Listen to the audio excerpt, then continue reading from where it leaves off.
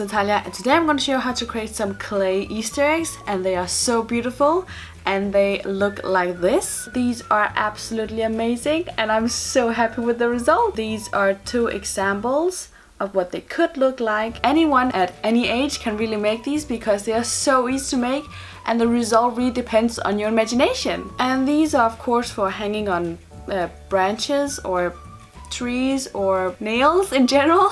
And these are more for table setting. You know, if you have an Easter party, you want to have some placement cards, name tag, what are they called? When you've made a plan over where people are going to sit at the table, you use these things with someone's name on it. But these are absolutely beautiful, and this one also reminds me of a Fabergé egg, and I've always wanted one even though I don't have the money for it, so this is a great substitute. These are very accident friendly because my cat wanted to play with this one and just pushed it off the table without it breaking, so so glad it didn't break because this is one of my favorites. And even though you don't celebrate Easter, you can still make these. I mean, who doesn't want some Fabergé fabulousness in their homes? And if you want to see some of these kind of DIYs in the future, be sure to subscribe to his channel.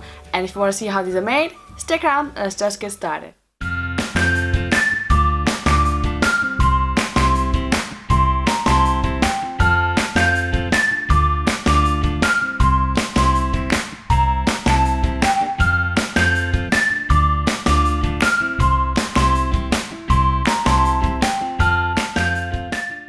Now before we begin, protect your table with a cut-up plastic bag.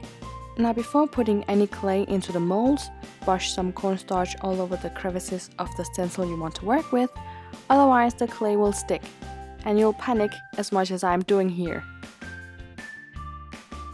Then make an appropriate size sausage and then press down into the stencil, and then press down firmly to make sure that all the crevices are filled up. Then use a knife or a box cutter and then remove the excess clay from the mold. And then try to slice the clay off parallel to the mold, otherwise you'll cut into the shape itself.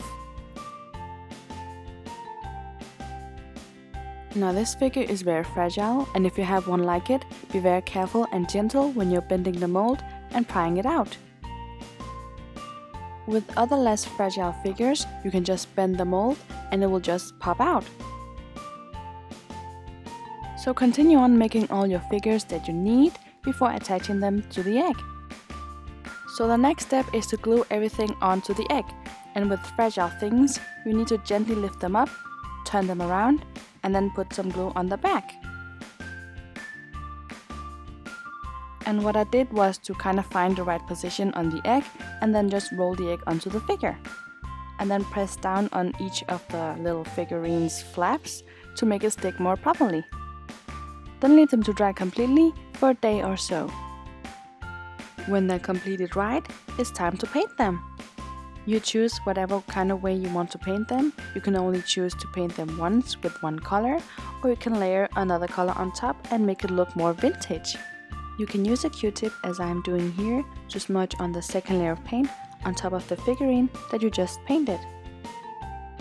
Then continue on painting the rest of your eggs, then leave them to dry completely, and that's it!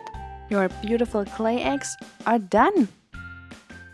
I hope you enjoyed watching, and if you did, give this video a like, it helps me out a lot, and let me know down below if you're going to make any of these eggs.